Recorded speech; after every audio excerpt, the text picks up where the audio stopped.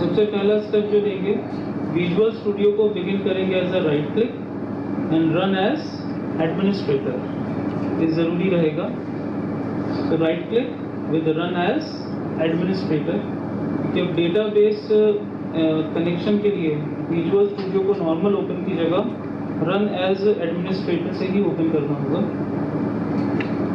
अब last time हमने application design करी थी टॉपिक 24, उसी टॉपिक 24 को ओपन करेंगे। सो ओपन प्रोजेक्ट, क्योंकि हमने सेलेक्ट किया है कंसोल एप्लीकेशन, तो कल हमने डेटाबेस इंक्लूड किया था topic batch 6 PM part 1 and topic 24, topic 24 SL and that is a solution file.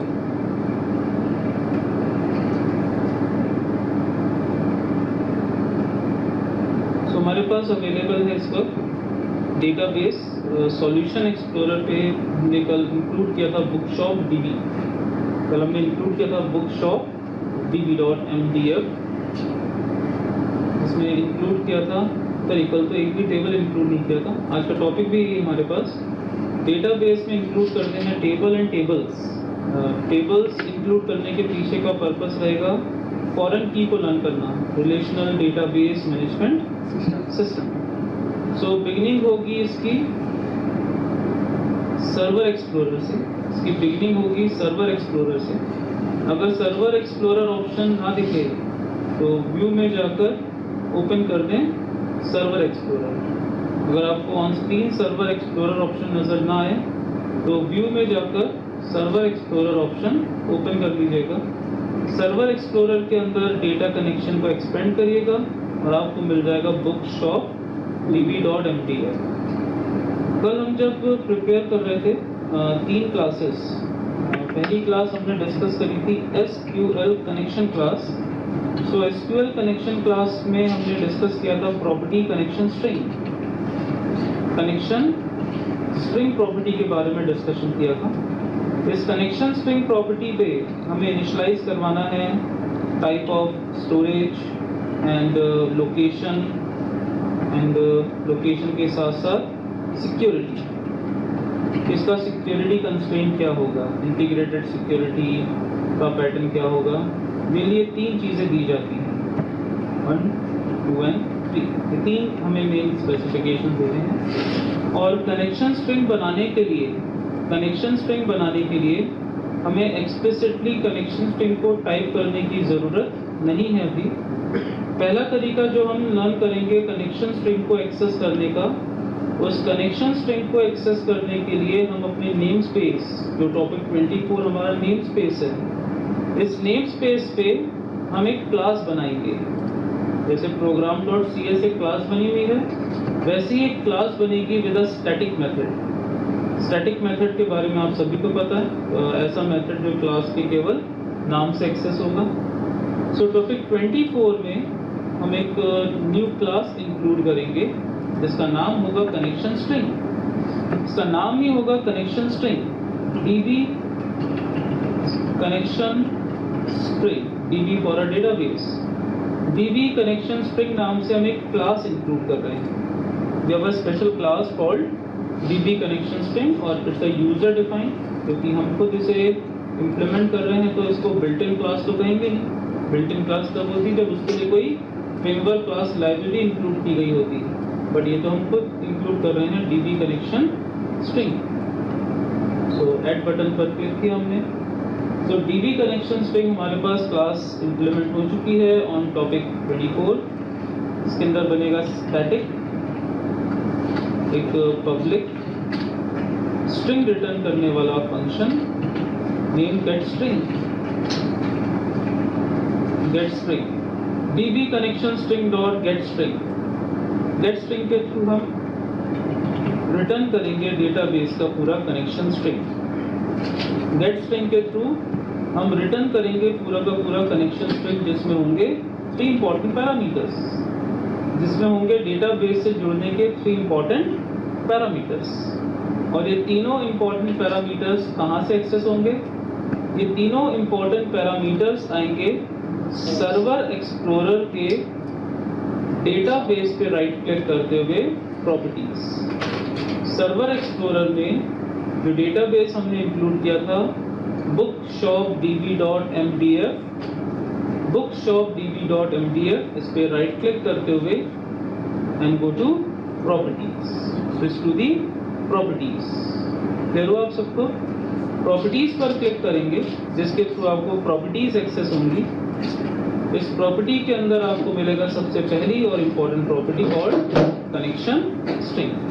इसी प्रॉपर्टी पे आपको एक्सेस होगा कनेक्शन स्ट्रिंग प्रॉपर्टी, जिसमें 3 पैरामीटर्स हैं, data source, attach DB file name and integrated security.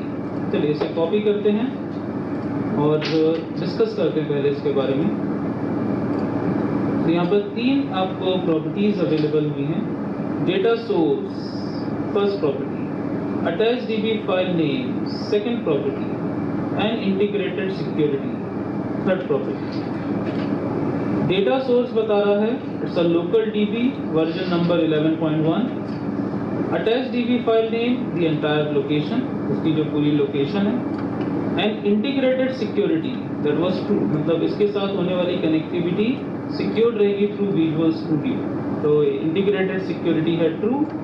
Attach DB file name है database का location and data sources local DB version 11.1.0। अभी फिलहाल समझने के लिए यही पैटर्न है that we have a 3 constant, data source, attach DB file name and integrated security. अभी जो हम लोकेशन यूज करेंगे उसको एब्सोल्यूट पाथ दे देंगे। Then in the next part जब हम कनेक्टिविटी का एडवांस वर्जन देखेंगे तो लोकेशन से लेकर टॉपिक तक का जो पाथ है वो रिलेटिव पाथ में कन्वर्ट हो जाएगा और सिर्फ bookshopdb.mdf ही हम कनेक्शन स्ट्रिंग पे मेंशन करेंगे, ताकि जब सेटअप बनाने के बाद हमारा सॉफ्टवेयर किसी और कंप्यूटर पे इंस्टॉल होगा तो वो डी ड्राइव के .NET के बैच 6 PM के पार्ट 1 के 24 पे तो जाके इंस्टॉल होगा नहीं, तब उसकी लोकेशन बदल जाएगी। ऐसे में रन टाइम पर करंट लोकेशन को रिट्रीव करना हम लर्न करेंगे। बट आज की क्लास में हम देखेंगे डायरेक्ट एब्सोल्यूट पाथ के through how to establish connectivity with our database, how to establish connectivity with our database. ये 3 इंपॉर्टेंट पैरामीटर्स हैं और तीनों को सेपरेट किया गया है सेमीकोलन के बेस पे। तीनों को सेपरेट किया गया है सेमीकोलन के बेस पे।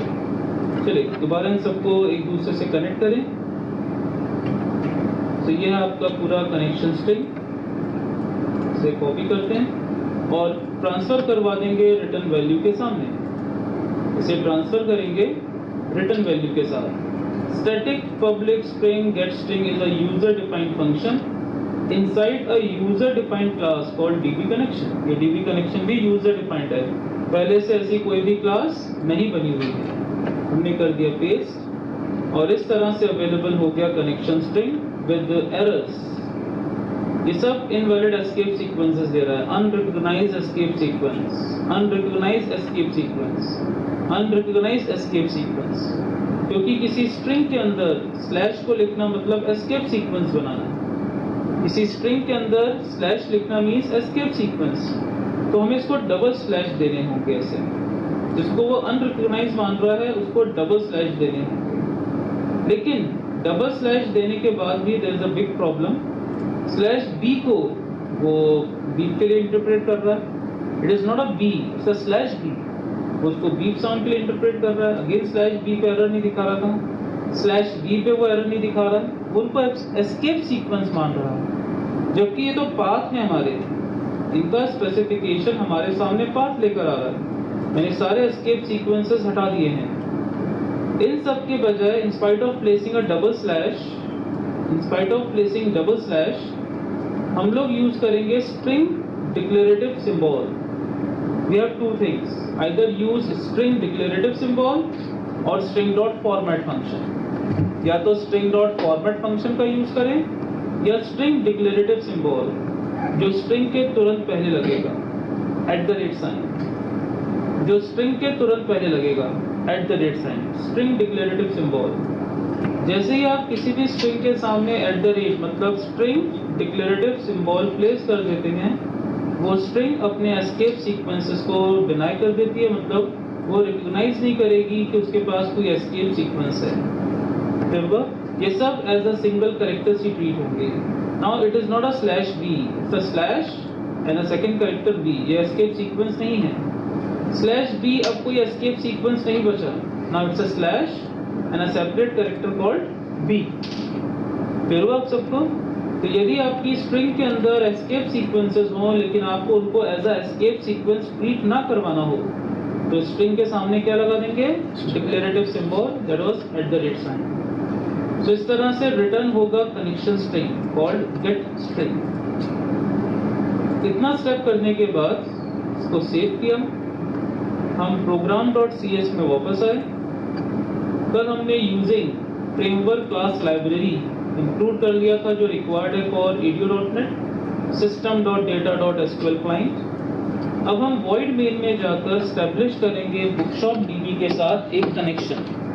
हम कनेक्टिविटी स्टैब्लिश करके चेक करेंगे कि हमारा डेटाबेस कनेक्ट हो रहा है कि नहीं successfully. So connection string check करने के लिए to check whether our program's connection string is generated properly और नॉट, इसके लिए हम लोग बनाएंगे connection SQL connection object name cn equals to new instance of SQL connection without any arguments. Second step, cn dot connection string इसी connection string को read करके, अभी मैं नल प्लेस कर रहा हूँ, बट इसी कनेक्शन स्ट्रिंग को रीड करके cn अपना कनेक्शन ओपन करेगा and after some reading and writing operations, after some reading और राइटिंग ऑपरेशन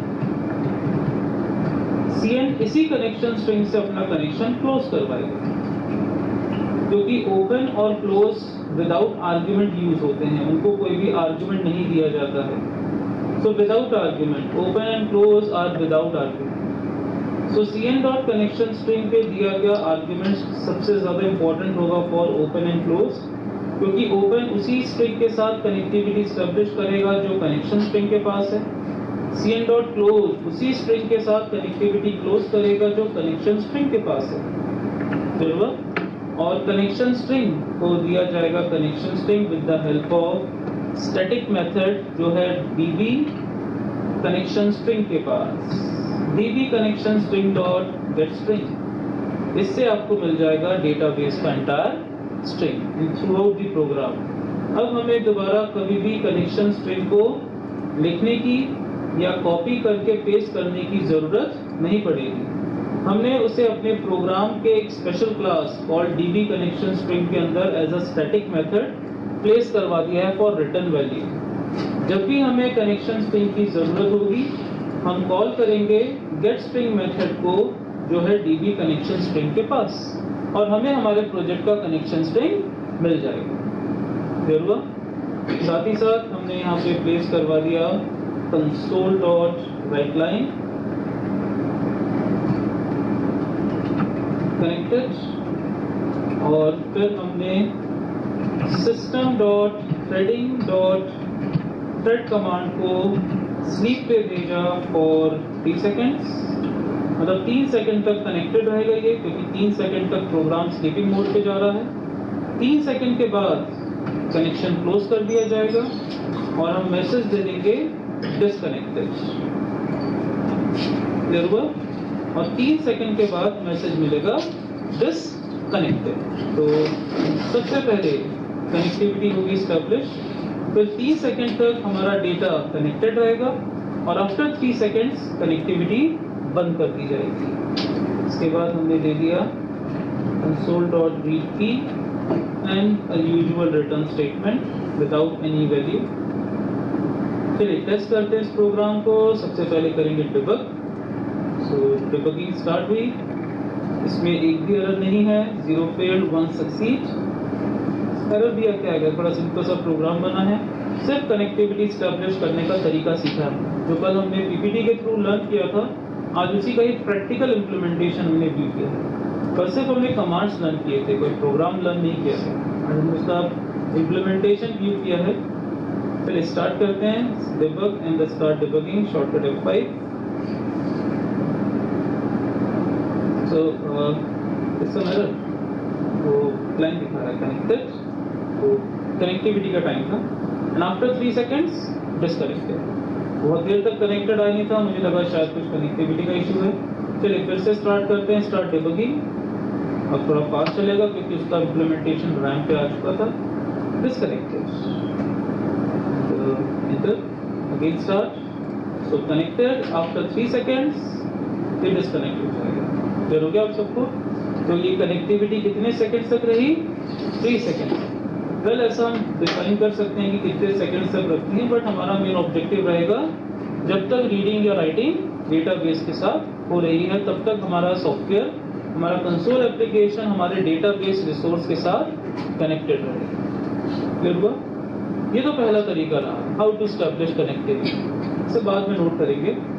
लेकिन आज का जो एक्चुअल टॉपिक था वो था डेटाबेस में आप स्टोर कहाँ करोगे डेटा। डेटाबेस से कनेक्ट तो हो गए हो, लेकिन रीडिंग और राइटिंग करने के लिए अभी हमारे डेटाबेस के पास कुछ भी नहीं है। उसके टेबल्स खाली पड़े हुए हैं, देयर इज नो टेबल। और डेटाबेस के अंदर टेबल ही वो स्टोरेज होता है जहाँ पे आप अपना डेटा स्टोर करते हैं। तो चलिए अब हम लर्न करेंगे किस तरह से टेबल्स बनाने हैं माइक्रोसॉफ्ट विजुअल स्टूडियो 2012 में। 10 का तरीका अलग था, 12 का तरीका अलग है। यूज कर रहे हैं 2012 का वर्जन। सो अब हम लर्न करेंगे how to create database in visual studio 2012। So database के अंदर टेबल बनाने के लिए सबसे पहले आपको सर्वर एक्सप्लोरर, तो हम लोग अगर इनिशियल स्टेज पे चले जाएं, लाइक हमने क्लोज करवा दिए इसे और हम हैं इस वक्त मे बी सॉल्यूशन एक्सप्लोरर पे। प्रोग्राम डिजाइन करने के बाद अब हमें स्टार्ट करना है हाउ टू क्रिएट टेबल। तो फर्स्ट स्टेप होगा स्विच टू सर्वर एक्सप्लोरर। अगर सर्वर एक्सप्लोरर इस टैब स्ट्रिप पे ओपन नहीं है तो व्यू में जाकर आप ओपन कर लें सर्वर एक्सप्लोरर, शॉर्टकट की है Ctrl+Alt+S। सॉल्यूशन एक्सप्लोरर के बाद हमें मिलेगा सर्वर एक्सप्लोरर। सर्वर एक्सप्लोरर में डेटा कनेक्शन को एक्सप्लोर करेंगे तो मिलेगा आपको डेटाबेस का नाम bookshopdb.mdf, या जिस भी नाम से आपने अपना डेटाबेस डिजाइन किया है। डेटाबेस के अंदर आपको मिलेगा टेबल फोल्डर। टेबल फोल्डर पे राइट क्लिक करते हुए add new table. Table folder पे राइट क्लिक करते हुए ऐड न्यू टेबल। ये टेबल बनाने का सबसे पहला तरीका। टेबल फोल्डर पे राइट क्लिक करते हुए ऐड न्यू टेबल ऑप्शन, ये हमारे पास पहला अप्रोच रहेगा टेबल को क्रिएट करने का। सो क्लिक इट, तो आपके पास काफी रिफाइंड डिजाइन ओपन होगा। डिजाइनिंग और scripting both way, scripting is much better than the designing. जिसे डेटाबेस बनाने का स्क्रिप्टिंग नॉलेज है वो स्क्रिप्टिंग पैटर्न का यूज करेगा, कोड इन्वायरमेंट का, और जिसे डेटाबेस की ज्यादा नॉलेज नहीं रहती तो वो डिजाइन विंडो का यूज कर लेता है। दोनों ही ऑप्शन यहाँ पर अवेलेबल हैं, either switch to the design view और switch to the code view. और आपको साथ ही साथ constraints, indexes, foreign key, triggers की इंफॉर्मेशन भी यहाँ पे ऑनलाइन पैरेलल अवेलेबल रहेगी। काफी रिफाइंड पैटर्न है 2012 का फॉर डेटाबेस डिजाइनिंग। तो क्योंकि हमारे पास डेटाबेस है bookshopdb, तो ऑफ कोर्स मैं बुक से रिलेटेड ही डेटाबेस बनाऊंगा, लेकिन डेटाबेस में रहेंगी मैक्सिमम फील्ड्स जो कि यूजर की इंफॉर्मेशन को स्टोर कर सके। तो सबसे पहला टेबल जो हम डिजाइन करेंगे वो टेबल रहेगा बुक मास्टर टेबल, और मैं प्रेफर करूंगा क्रिएट टेबल ताकि इसमें डिजाइनिंग प्रॉपर हो पाती है।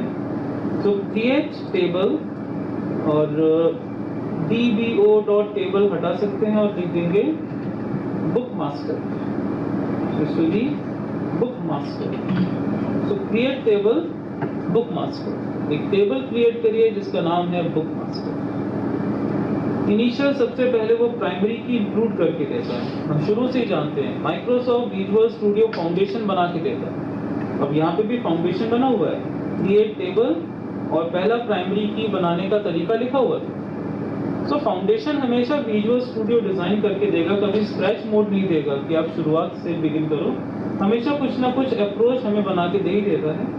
सो आईडी की जगह मैं यूज करना चाहता हूँ maybe book code, so makeup code, but field के नाम हमेशा प्रेफरेबल है स्मॉल में लिखें। So code data type int मतलब न्यूमेरिक, लेकिन हम लोग रखेंगे कैर 10 कैरेक्टर्स का। So code char 10 not null primary key, of course primary key है, नॉट नल ही रहेगा, कॉमा सेपरेटर, मतलब अब हम नेक्स्ट फील्ड पे जाना चाहते हैं। और जो भी चेंजेस आप यहाँ पे करते जाएंगे वो आपको ऊपर डिज़ाइन विंडो पे भी नज़र आता जाएगा।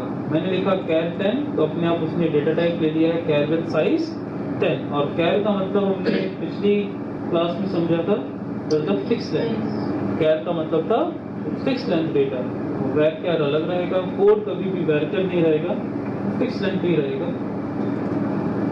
नेक्स्ट आता है बुक का name. So just book name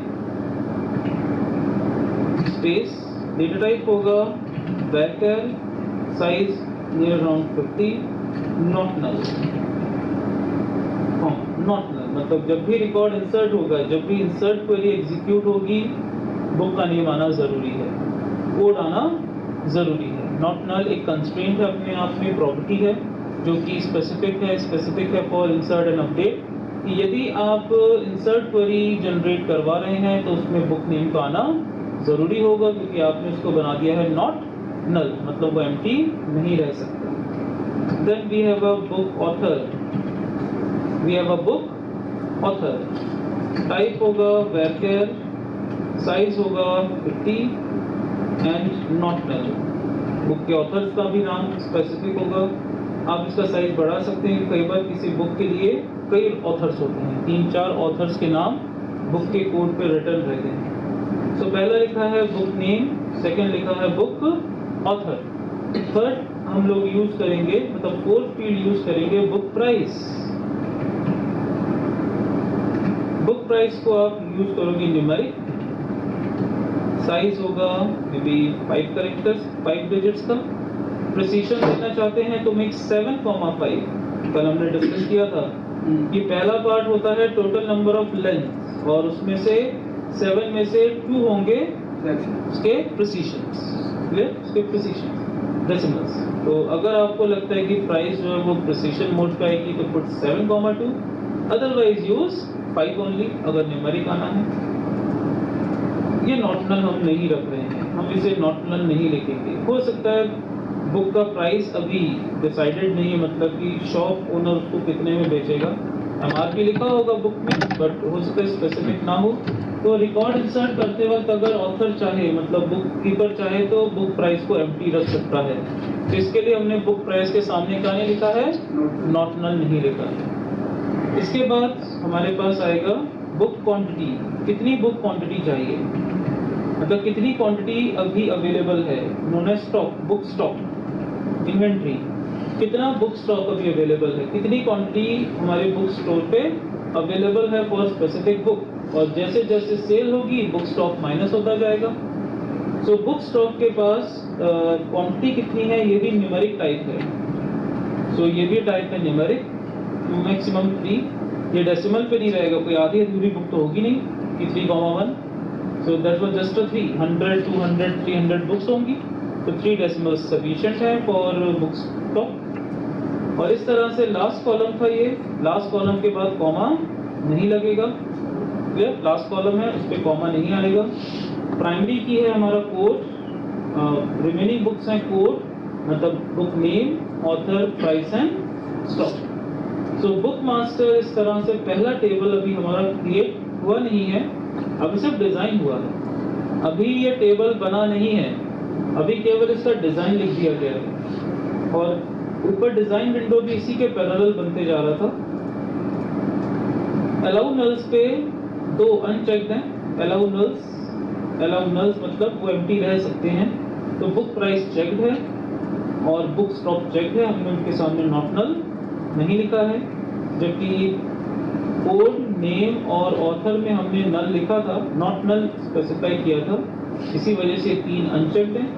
अगर मैं बुक नेम के सामने चेक कर दूं तो आप देख सकते हैं यहाँ पर वो नॉट नल से कन्वर्ट हो गया है, इट मे बी अनलेबल। तो अभी फिलहाल हमने इसको कर दिया है नॉट नल, और ऊपर उसी का डिजाइन रिफ्लेक्ट कर जाएगा। प्राइमरी की एक बना हुआ है, कीज, यहाँ पे आपको ऑप्शन नजर आ रहा है, देयर वाज अ की ऑप्शन, एक की ऑप्शन अवेलेबल है जो कि कस्टर्ड कोड पे बना हुआ है। मतलब आपके डेटाबेस, आपके टेबल में वो कौन सा कॉलम है जो कि प्राइमरी की है, that was a code, column name is code. अब विजुअल स्टूडियो 2012 में बहुत इंपॉर्टेंट फैक्टर है कि आप बैकअप, डिजाइनिंग का बैकअप बना सकते हो एज अ एसक्यूएल फाइल। अगर आपको एक सिस्टम से दूसरे सिस्टम के डेटाबेस के डिजाइनिंग का बैकअप लेना है, कमांड का बैकअप लेना है, एक क्रिएट कमांड का बैकअप लेना है, तो फाइल मेन्यू पे जाकर आप इसका एसक्यूएल वर्जन सेव कर सकते हैं। फिर फाइल मेन्यू पे जाकर क्या सेव किया जा सकता है, इसका एसक्यूएल वर्जन। तो चलिए अभी टेबल बना नहीं है सिर्फ, लेकिन इसका एसक्यूएल वर्जन हम सेव कर सकते हैं। सो फाइल सेव टेबल 1, हम चले गए ddrive.net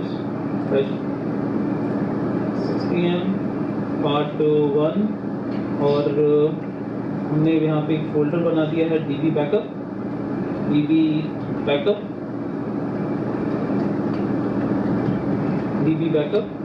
और db बैकअप के अंदर हमने बुक मास्टर का बैकअप बनाया है, बुक मास्टर एंड सेव। तो टेबल का बैकअप बन गया है। टेबल अभी आपके डेटाबेस में नहीं बना है अभी तक, लेकिन उसका एसक्यूएल बैकअप बन गया है। कहाँ पर वो बना है, आपके location ddrive.net 6pm part 1 db backup. db backup के अंदर bookmaster.sql, इसे ओपन करें। सीधे आपके पास क्रिएट टेबल बुकमास्टर का डिजाइनिंग बैकअप पूरा रेडी है। आप इसको आसानी कहीं से भी स्विच करके तीसरे टेबल पे ले जाके इम्प्लीमेंट कर सकते हैं। फिलहाल अभी डेटाबेस में टेबल का डेफिनेशन आया है, अभी तक ये डेफिनेशन प्रैक्टिकली डेटाबेस में बना नहीं है। इसे बनाने के लिए आपको क्लिक करना होगा on update button, update database. Table तब तक चेंज नहीं होगा, टेबल तब तक इम्प्लीमेंट नहीं होगा जब तक आप इस अपडेट वाले ऑप्शन को क्लिक नहीं कर देते हैं। क्लियर हुआ? इस पर जहाँ पे आपको सर्कल नजर आ रहा है वहाँ पर है अपडेट, तो we have to click on update, ताकि जो डिजाइन आपने रेडी किया है वो डिजाइन डेटाबेस में जाके प्रैक्टिकली अपना मेमोरी स्पेस एलोकेट कर सके। तो click on the update option, creating database update।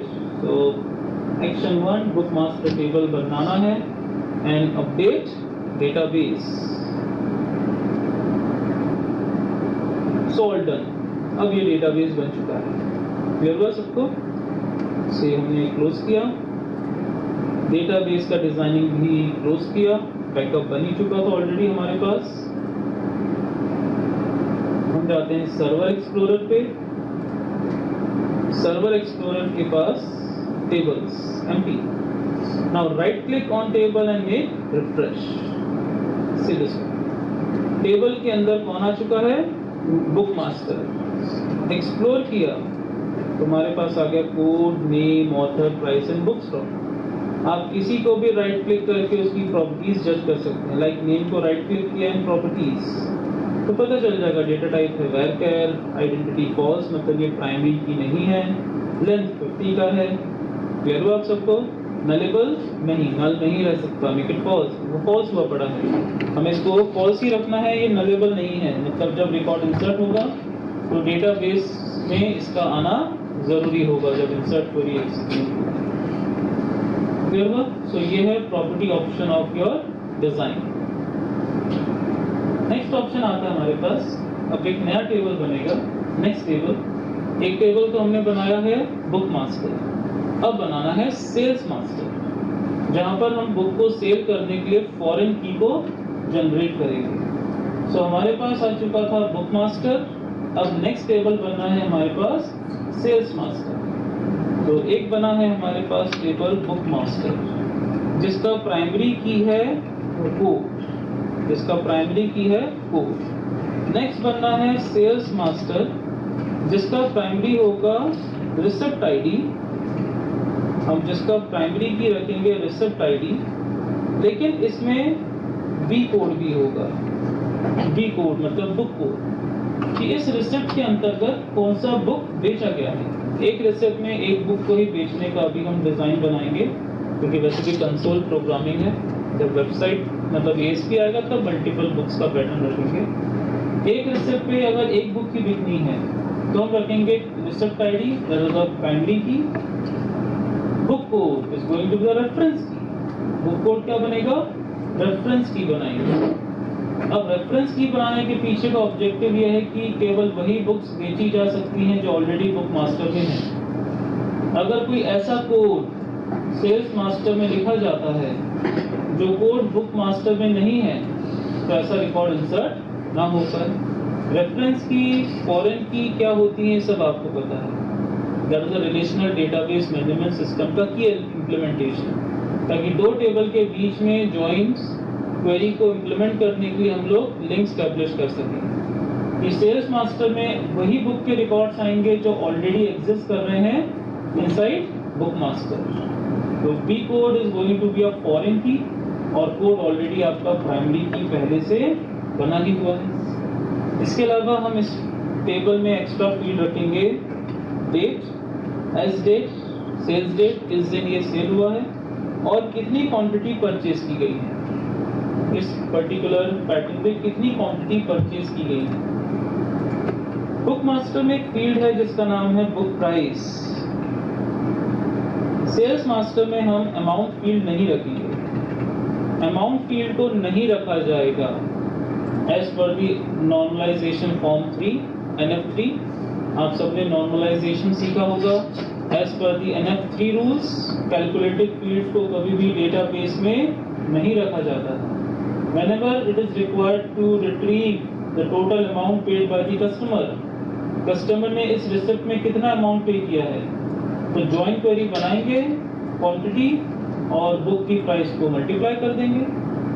आप सोल्ड क्वांटिटी और बुक की प्राइस को मल्टीप्लाई कर देंगे on the basis of code equals to B code. जिस रिकॉर्ड का कोड उसके बी कोड के बराबर है तो बुक मास्टर के बुक प्राइस को मल्टीप्लाई कर देंगे सेल्स मास्टर की क्वांटिटी से, हमें मिल जाएगा अमाउंट। इसके लिए हमें अमाउंट फील्ड को अलग से डेटाबेस में लिखने की जरूरत नहीं पड़ेगी।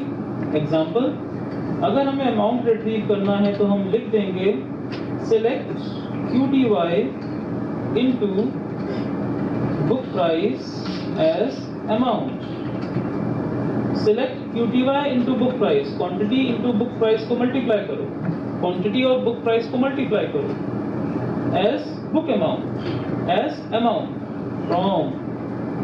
from book master and means comma separator from book master comma sales master from book master and sales master where the book master's code equals to B code, book sale के B code के बराबर है। That's it। जब select query से काम हो सकता है तो फिर एक्स्ट्रा फील्ड लेकर मेमोरी स्पेस क्यों कवर किया जाए। यही तो रोल है सेलेक्ट क्वेरी का। लंबी ज्वाइन क्वेरी है जिससे आपको आसानी से मिल जाएगी कि कस्टमर ने कितना अमाउंट पे किया होगा और purchasing so and so book. Clear हुआ सबको? तो इसी वजह से हमें बुक कोड को बनाना होगा फॉरेन की, क्योंकि बुक कोड में वही फील्ड्स होंगी, वही डेटा होगा, not a field. Book code में वही कोड्स होंगे जो ऑलरेडी बुक मास्टर के कोड में एग्जिस्ट कर रहे हैं। क्लियर हो सबको? तो अब हमें बनाना है a table called sales master having 4 columns, receipt ID, book code, as date and as quantity. Type and size of B code is equal to the code. Size of B code and the type of the B code किसके equivalent होगा? आपके code के बराबर, book master के code के बराबर, क्योंकि foreign की का टाइप और साइज सेम होना चाहिए। नेम वेरी कर सकता है, एक तरफ है कोड एक तरफ है बी कोड, नेम वेरी कर सकता है बट टाइप और साइज पूरा मैच करना चाहिए।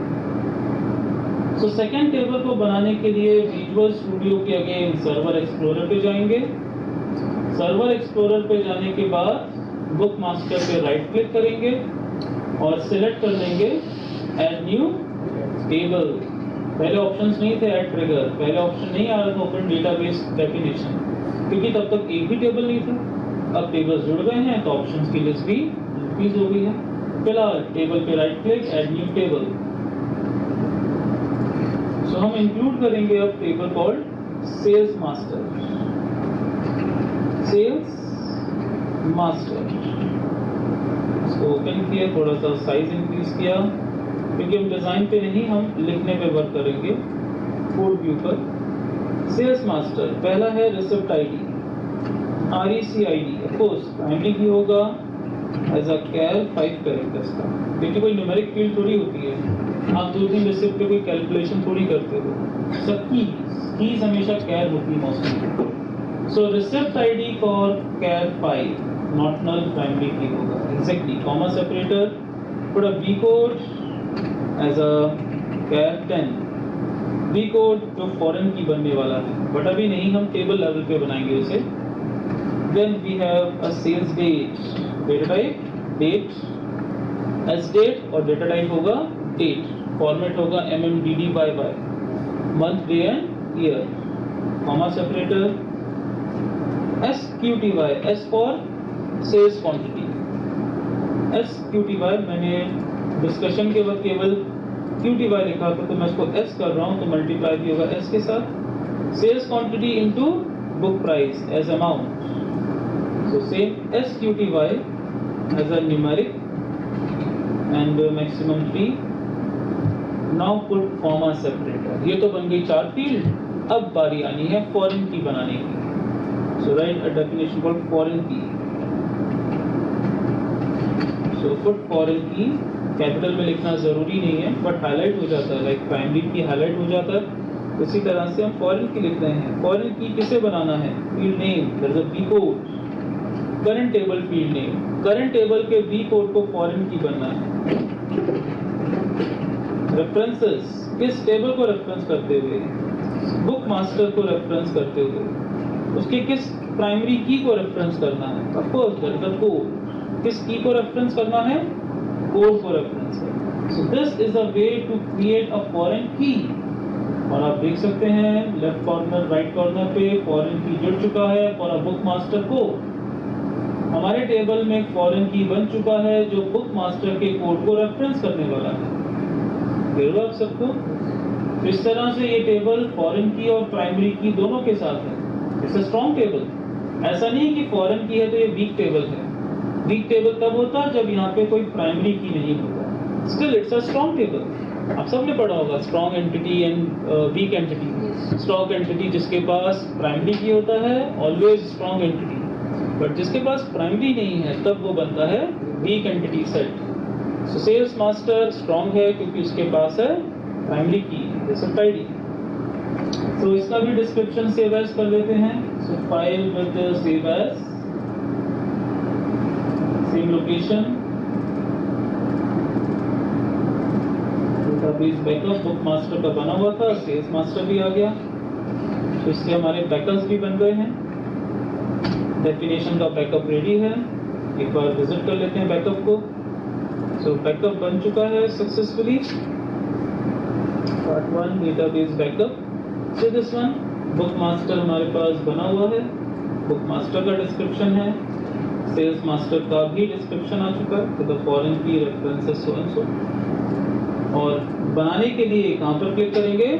अपडेट। ये मोस्टली स्टेप भूल जाते हैं, मैंने कई बार देखा है स्टूडेंट्स आके कंप्लेंट करते कि डेटाबेस बनाया है, एसक्यूएल फाइल बन गई है बट डेटाबेस दिखाई नहीं रहा है सर्वर एक्सप्लोरर पे। सो वही आंसर करना पड़ता है कि आपने क्लोज कर दिया बट अपडेट बटन पर क्लिक नहीं किया आपने। You have to update your database, click on update option. अपने डेटाबेस को अपडेट करिए, क्लिक ऑन अपडेट। जब अपडेट करेंगे तब वो बनेगा database. Update database. So update for so and so database, creating update review, सारे काम हो चुके हैं। डेटाबेस अब on table inside the database अब बन चुका है। क्लोज किया, सर्वर एक्सप्लोरर को ओपन करें, टेबल को करें refresh, see this one we got both the tables, book master and sales master, दोनों टेबल हमारे पास बन चुके हैं। देखो आप सबको तो दोनों टेबल का डिजाइन आ चुका है, बुक मास्टर भी बन चुका है और सेल्स मास्टर भी बन चुका है। तो इस तरह से हमारे पास आज की क्लास में हमने जो लर्न किया है हाउ टू स्टैब्लिश कनेक्टिविटी, एक छोटा सा कोड हमने बनाया था जो डेटाबेस के साथ कनेक्टिविटी स्टैब्लिश कर रहा था। फिर हमने सबसे इम्पोर्टेंट पार्ट सीखा कि आखिरकार हम अपने डेटाबेस में किस तरह से इम्प्लीमेंट करेंगे टेबल्स। और सिर्फ एक टेबल नहीं सीखा है, हमने सीखा है रिलेशनल डेटाबेस मैनेजमेंट सिस्टम के अकॉर्डिंग टेबल विद फॉरेन की। अब हो सकता है कि टेबल आपने बना दिया, अब रियलाइज हुआ कि कोई एक फील्ड स्किप हो गई है, क्या कोई एक फील्ड स्किप हो गई है।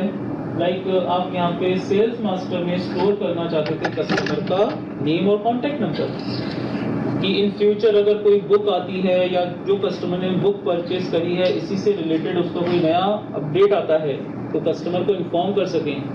नॉर्मली हम देखते हैं एसएमएस अब बहुत कॉमन हो चुके हैं, कई बुक स्टोर से भी हमें एसएमएस आ जाते हैं कि so and so books are now available, जो भी रिक्वायरमेंट्स हो। सो हर कंपनी, हर शॉप ओनर आज के टाइम पर अपने कस्टमर के कॉन्टैक्ट नंबर स्टोर करता है for SMS purpose. So may be जिस बुक स्टोर के लिए हम लोग ये डेटाबेस बना रहे हैं उसने कुछ टाइम बाद बताया कि अब हम कस्टमर का नाम और उसका कॉन्टैक्ट नंबर भी अपने डेटाबेस में सेव करवाना चाहते हैं। सो टेबल बन चुका है, लेकिन अब मुझे इस बने हुए टेबल पे जोड़ना है new columns. So how to update the definition of our table. हमें टेबल के रिकॉर्ड्स को अपडेट नहीं करना है, हमें डेफिनेशन को ऑल्टर करना है। सो किसी टेबल को बनाने के बाद उसकी डेफिनेशन को ऑल्टर करने के लिए आप सर्वर एक्सप्लोरर पे ओपन करेंगे डेटाबेस का ऑप्शन, जैसा कि इस वक्त ऑन स्क्रीन हमें नजर आ रहा है। Right click on sales master and select open table definition. So again वही दो पार्ट ओपन हो जाएंगे। डेफिनेशन पार्ट मेरा फेवरेट है डिजाइनिंग विंडो, क्योंकि designing part and the second is coding part. मेरा फेवरेट है कोडिंग पार्ट क्योंकि ज़्यादा फैमिलियर लगता है। सो रिसिप्ट आईडी, वी कोड्स, एस डेट, एस क्वांटिटी से प्राइमरी की को इसमें क्लस्टर्ड फॉर्म पे रखा हुआ है और रेफरेंस की भी बना दिया है। बुक मास्टर का कोड इसका रेफरेंस है। इसी में ही आफ्टर क्वांटिटी मैंने कुछ स्पेसेस जनरेट किए और लिखा cust name as a worker, maybe 40 का, मे बी नल। हो सकता है कस्टमर अपना नाम ना बताए, जल्दी में है, इतना टाइम नहीं है कि एंटर कर सके। नॉट कंपलसरी कि कस्टमर का नाम सेव करे ही करे, नॉट कंपलसरी कि फोन नंबर सेव करे ही करे, तो मैं नल रखूंगा। लेकिन अगर कस्टमर चाहता है कि उसको इन्फॉर्म करें तो वो बताएगा नेम और फोन नंबर, वो हम सेव भी कर देंगे। Next is the most important, cust mobile या contact, cust mobile and worker and maximum maybe 2 mobile number है, बट मोस्टली हम 1 मोबाइल नंबर को स्टोर करेंगे। Then make it 13, why 13 and make it char, fix length +91 fix कर देंगे, +91 +92 +93 जो भी बताएगा number, and the rest of the 10 digits क्योंकि आपके मोबाइल का रोल प्ले करेगा। तो हमने मोबाइल नंबर के लिए कैर 13 ले लिया है, फिक्स लेंथ मेमोरी। इसे भी नल कर दिया, हो सकता है खाली रहे। और बाकी 2 कॉलम्स तो बने हुए थे ऑलरेडी हमारे पास, जो कि थे प्राइमरी की और फॉरेन की के लिए। सो कस्ट नेम और कस्ट मोबाइल हमने 2 नल एट्रीब्यूट्स और डिजाइन कर दिए हैं। क्लियर हुआ आप सबको? इसके साथ आप डेफिनेशन को भी अपग्रेड करना चाहते जो बैकअप बनाया था, तो go to the file, save sales master, D drive, dotnet, SPM, my file, sorry part 1 backup and sales master को सेव कर दिया। Exactly file exist, you want to replace it, yes. Backup भी update हो गया and do not forget to click update, click on update and update database. So this way हमने अपना database बनाने के बाद, अपना टेबल बनाने के बाद उसको अपडेट कर दिया, क्लोज किया गया टूल। एंड ये था आज का हमारा पूरा पार्ट, किस तरह से टेबल्स बनाने हैं और किस तरह से डेटाबेस को अपडेट करना है।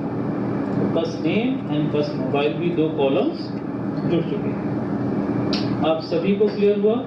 तो ये था आज का हमारा पार्ट, किस तरह से डेटाबेस के साथ कनेक्टिविटी एस्टैब्लिश करने का कोड बनेगा, कनेक्शन स्ट्रिंग को कहाँ पे सेव किया जाएगा, और डेटाबेस में टेबल्स कैसे बनते हैं, उनके बीच में फॉरेन कीज कैसे बनती हैं, और टेबल बनाने के बाद यदि इन फ्यूचर आपको नए कॉलम्स या किसी डेटा फील्ड का साइज बदलना है, या एक एग्जांपल, हमने सोचा कि ऑथर के नाम या बुक के नाम बड़े बड़े आ रहे हैं, हमने 50 कैरेक्टर्स का रखा था, मे भी कुछ बुक्स आ रही हैं जो 70 कैरेक्टर्स की हैं। सो बुक के साइज, मतलब बुक के नाम के साइज को चेंज करना है, उसके लिए भी सेम बुक मास्टर पे right click and open table definition, switch to the size. Book name का साइज 50 का था, हमने इसको कर दिया 70। क्लियर? बट अगर रिकॉर्ड इंसर्टेड है और आपने कम करने का सोचा बुक साइज, लाइक कोई रिकॉर्ड इंसर्टेड है जिसकी टोटल बुक लेंथ का साइज था 45 कैरेक्टर्स, क्या रिकॉर्ड इंसर्टेड है टेबल में, जो साइज था कॉलम का वो 50 कैरेक्टर्स का था, जो रिकॉर्ड इंसर्टेड था वो 45 कैरेक्टर्स का था, और आपने सोचा कि साइज को कर देते हैं 40, बुक नेम को कर देते हैं 40, तो वो डिनाई कर देगा रिक्वेस्ट, क्योंकि 40 का साइज कर दिया तो जिसकी लेंथ 45 है वो रिजेक्ट हो जाएगा। तो इसी वजह से आप साइज को कभी कम मत करिए, एक्सटेंड बढ़ा जरूर सकते हैं। और ये सब फिर डीबीएमएस रूल्स हैं, आपको पढ़ना होगा ऑल्टर टेबल कमांड्स के रूल्स, कि टेबल को ऑल्टर करते वक्त क्या रूल्स फॉलो होते हैं। फिलहाल फाइल हमेशा बैकअप को अपडेट करने की हैबिट रखें, ये बहुत इंपॉर्टेंट होता है। इन केस कभी डेटाबेस आपका क्रैश कर गया तो आपके पास बैकअप रहेगा, तो आप आसानी से उसका बैकअप ले सकते हैं। हमेशा हैबिट रखें इन सब चीज़ों की। प्रेस किया और अपडेट को क्लिक करना कभी ना भूलें। अपडेट डेटाबेस अपडेट हो चुका है, और अब हम क्लोज करते हैं इसे। हम गए सर्वर एक्सप्लोरर, बुक मास्टर पे किया रिफ्रेश, और नेम का प्रॉपर्टी व्यू करते हैं। Now the size is 7। Clear हुआ सबको? ये था आज का हमारा पूरा पार्ट। कनेक्टिविटी कैसे करनी है, कनेक्शन स्ट्रिंग कैसे बनाना है, टेबल किस तरह से बनाना है, डिजाइनिंग किस तरह से करनी है, डिजाइनिंग बनने के बाद अपडेट कैसे करना है। अब आप सब नोट कर लें सबसे पहला पार्ट प्रोग्राम का, जिसमें हमने कनेक्टिविटी को एस्टेब्लिश करने का कोड जनरेट किया था। इसे सबसे पहले आप लोग नोट कर लें।